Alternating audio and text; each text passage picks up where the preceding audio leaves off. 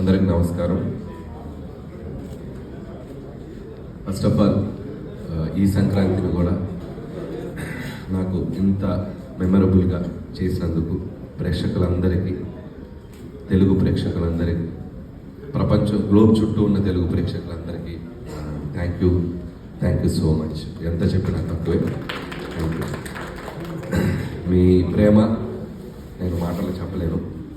మళ్ళీ ఇలాంటి మంచి సినిమాలు తీసి మీకు ఆనందాన్ని ఇచ్చి దాంట్లో మళ్ళీ నా కృతజ్ఞతను మీకు తెలియజేసుకుంటాను. అంతకుమించి నేనేం చేయలేను.